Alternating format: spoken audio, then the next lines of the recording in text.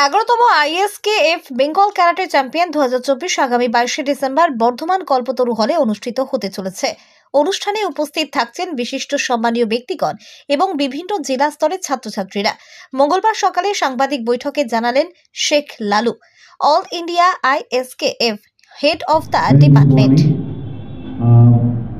আমাদের বর্ধমান ডিস্ট্রিক্টের এবং তার আশেপাশে সমস্ত মিডিয়া বন্ধুদের আজকে আমাদের এই প্রেস মিটে সবকে স্বাগত, ওয়েলকাম।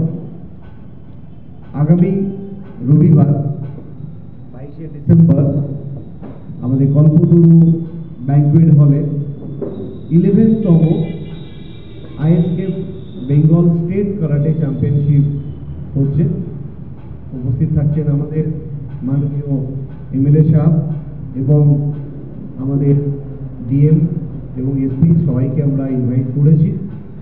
তো মোটামুটি আমাদের কনফার্মেশন আমরা MLA থেকে পেয়েছি, উনি উপস্থিত থাকছেন এবং আশেপাশে যারা জ্ঞানীগুণী মানুষ রয়েছেন, ক্রীড়াবিদ রয়েছেন এই বর্ধমান শহরে, তাদের সবাইকে আমরা নিমন্ত্রণ জানাচ্ছি। এবং এই প্রোগ্রামটা কেন আমরা আজকে ডিস্ট্রিক্টে এত বড় একটা স্টেট লেভেলে আমরা ক্যারাটে চ্যাম্পিয়নশিপ করছি, আপনাদের মিডিয়া বন্ধুদের মারফতে আপনারাও জানেন এবং আমরাও জানি এবং সারা বাংলার সারা ইন্ডিয়ার মানুষরা জানে যে স্পোর্টস যেভাবে পিছিয়ে পড়ছে আমাদের অলিম্পিকে এবং আরও যে ন্যাশনাল লেভেলে যে গেমগুলো রয়েছে সেখান থেকে কিন্তু আমাদের মেডেলিস্ট কমে যাচ্ছে।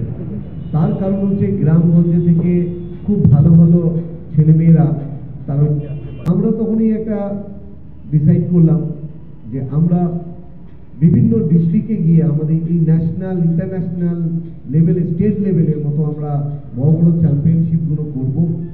আমাদের মিডিয়ার মারফতে সমস্ত মানুষের কাছে আমরা পৌঁছে দেব এবং গ্রামগঞ্জের ছেলেমেয়েরা আরও যাতে সুযোগ সুবিধা পায়, শহরের ছেলেমেয়েদের সাথে তারা টেক্কা কাঁধে কাঁধ মিলিয়ে যারা লড়াইটা করতে পারে, নিজেদের জায়গাটা করতে পারে এবং আমাদের প্রশাসনিক তরফ থেকে তাদের সাহায্যের হাত বাড়িয়ে দেবে এবং তারা বিভিন্ন জায়গা থেকে সেই সুযোগটা পাবে। আপনারা দেখবেন বিভিন্ন নিউজ চ্যানেল মারফতে অনেক প্লেয়ার তাদের আবেদন থাকে, তাদের আক্রমণ থাকে যে তারা আজকে এত মেডেল পেয়েছে, এত ট্রফি পেয়েছে, কিন্তু কোনো দিকে তারা কাজকর্ম পাচ্ছে না। তো সেইগুলোকেও আমরা তুলে ধরব। আমাদের মেন ফোকাস হচ্ছে যে ডিস্ট্রিক্ট লেভেল থেকে স্পোর্টসগুলোকে, শহরতলি জায়গা থেকে স্পোর্টসগুলোকে আরও তুলে ধরা, আর সেটাই এটা আমাদের লক্ষ্য এবং সেই লক্ষ্যটাকে আমরা সামনে রেখে আমাদের 11তম ISKF Bengal state karate championship আমরা করতে চলেছি। সেটা হচ্ছে কল্পতরু ব্যাংকুয়েট হলে 22শে ডিসেম্বর 2024। কতগুলো ছেলে মেয়ে এই অংশগ্রহণ করবে থেকে আশা রাখছি আমাদের এখনো 800 পার্টিসিপেন্টে আমাদের নাম এনলিস্ট হয়ে গেছে। আরও আশা করছি যে আমাদের 200 কাছাকাছি হওয়ার সম্ভাবনা রয়েছে।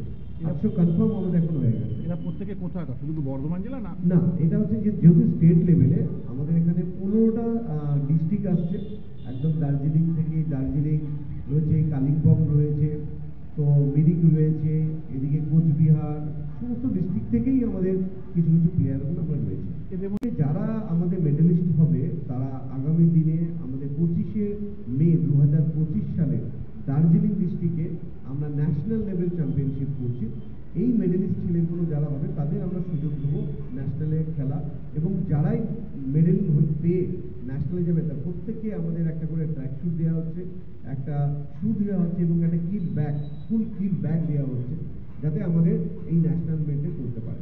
এইটা তো কাউন্ট করা খুবই মুশকিল, কিন্তু আমার একটা হচ্ছে 10,000 বাচ্চা, 10,000 বাচ্চা এরকম ন্যাশনাল লেভেলে অ্যাপ্রক্সিমেট 10,000 বাচ্চা ন্যাশনাল লেভেলে গিয়ে ওরা খেলেছে এবং মেডেল অর্জন করেছে।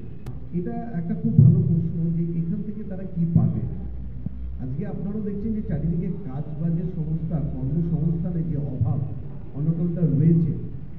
একমাত্র স্পোর্টস যেটা করে, যে জিনিসটা থেকে মানুষের কাজ পাচ্ছে না এবং না পাওয়ার উদ্দেশ্যে তারা 2 নম্বরী পথে বা ব্যাকা পথে তারা কিন্তু হাঁটা দিচ্ছে।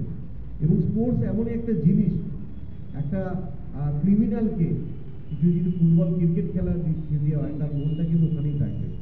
আপনারা জিজ্ঞেস করবেন কোনো যদি কোনো মানুষ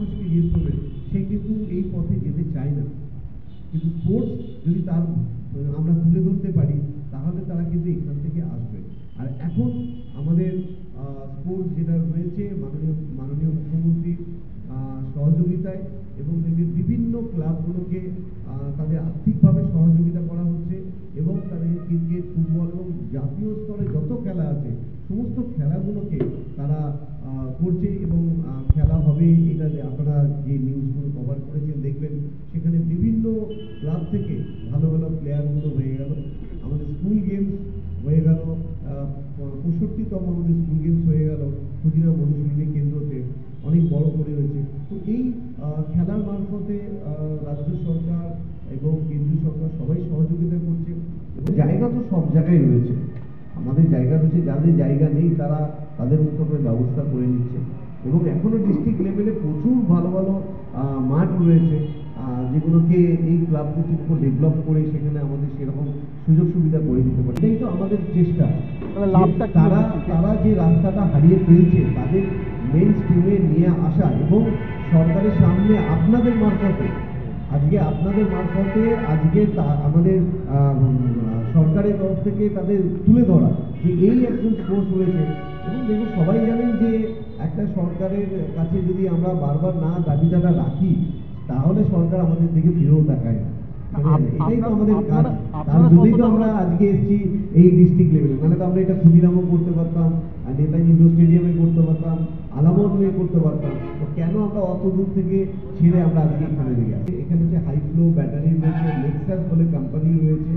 আজকে এই হাই ফ্লো ব্যাটারি যারা সারা ভারতবর্ষ জুড়ে করছে, নেক্সাস বলে সারা ভারতবর্ষ জুড়ে প্রত্যেক প্লেয়ারকে তারা তাদের জায়গা থেকে যতটা পারছে তাদের ফিনান্সিয়াল সাপোর্ট করছে এবং তারা যে কর্মসংস্থানও ব্যবস্থা করে দিচ্ছে। যারা ন্যাশনাল ইন্টারন্যাশনাল প্লেয়ার হচ্ছে তাদের কোম্পানিতে বিভিন্ন জায়গায় তারা নিজেরা বিভিন্ন বড় বড় ডিস্ট্রিবিউটারের জায়গায় তারা কাজে লাগিয়ে দিচ্ছে। তো এগুলো তো আমরা যদি না সবাই যদি না সাহায্য করি তাহলে কি করে হবে? শুধু সরকারকে দোষ দিলে তো হবে না। আজকে আমাদেরও তুলে ধরতে হবে যে দাদা এই ছেলেটা খুব ভালো, একে দেখুন না কোনো একটা জায়গায় কাজ দেওয়ার জন্য। সবাই কিন্তু ইনস্ট্রাক্টর এবং ভালো বড় বড় ইনস্ট্রাক্টর, তারা ইন্টারন্যাশনাল লেভেলের প্লেয়ার। তারা প্রত্যেকেই রাজ্য সরকার যে স্কুলগুলোকে দিয়েছিল সেই স্কুলগুলোতে তারা যথেষ্ট আকারে পারদর্শিতার সাথে তারা করছে এবং দুঃখের একটু মিডিয়ার সামনে আমার দুঃখটাও আমি তুলে ধরলাম, কিন্তু যে পরিমাণ অর্থ দেওয়া উচিত এই প্লেয়ারগুলোকে বা এই ইনস্ট্রাক্টর কোর্সে সেই পরিমাণ কিন্তু তারা পায় না এবং তার জন্য তারা অল্টারনেটিভ জায়গায় ঘুরে চলে যাচ্ছে। এটা যেরকম আমরা গিভ অ্যান্ড টেক পলিসি যদি না হয় তাহলে কিন্তু কোনোটাই একটা ভালো জায়গায় হবে না। আমরা এগিয়ে আসি, রাজ্য সরকার সেখানে গিয়ে দাঁড়িয়ে আছে 3,000 টাকা করে একটা পার স্কুলে দিচ্ছে। আপনি বলুন আজকে যে 2 বা 3টে স্কুল করে তাহলে সেই জায়গাটা পাচ্ছে 9,000 টাকা। 9,000 টাকা দিয়ে আজকে একটা সংসার চলে? একটা লোক কী করে কেরিয়ার তৈরি করবে? তাহলে সবাই বোধ সাইডটাকে দেখতে হবে, তাহলে গিয়ে এইটা একটা পরিশুদ্ধ রাষ্ট্র তৈরি হবে, একটা দেশ তৈরি হবে। এবং স্পোর্টস ছাড়া পৃথিবীতে আপনারা যতগুলো কান্ট্রি দেখবেন যারা স্পোর্টসকে এগিয়ে নিয়ে এসছে তারা উন্নতি লাভ করেছে। আজকে যদি বর্ধমানের প্রশাসনিক যারা রয়েছেন তারা যদি স্পোর্টসটাকে এগিয়ে নিয়ে আসে, একদিন তাদের মাথার টেনশনটা তারা বাড়িতে নিশ্চিন্তে 2 কাপ চা খেতে পারবে। কারণ স্পোর্টসই একমাত্র পারে যে এই নেশাগ্রস্ত থেকে মানুষকে দূরে আনা এবং সঠিক দিশা দেখাতে কর্মসংস্থান করতে 100% ভালো। আমি শেহান শেখ লালু, আমি অল ইন্ডিয়া আইসকেপ অল ইন্ডিয়াতে আমি হেড অফ দ্য ডিপার্টমেন্টে রয়েছি, চিফ ইনস্ট্রাক্টর এবং প্রেসিডেন্ট রয়েছি। গির্জাশঙ্কর গুপ্ত, বর্ধমান শহর ক্যারেক্টার সঙ্গে যুক্ত আছি।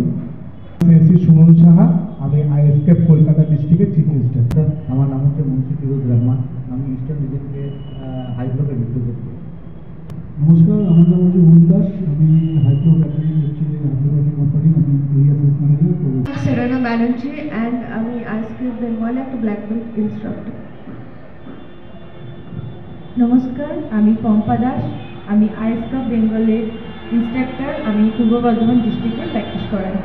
আমি সেন্সি পার্বত্য ব্যানার্জি, আমি আইসকেপ বেঙ্গলের ইনস্ট্রাক্টর এবং আইসকেপ কলকাতা ডিস্ট্রিক্টে আমি ক্লাস করাই।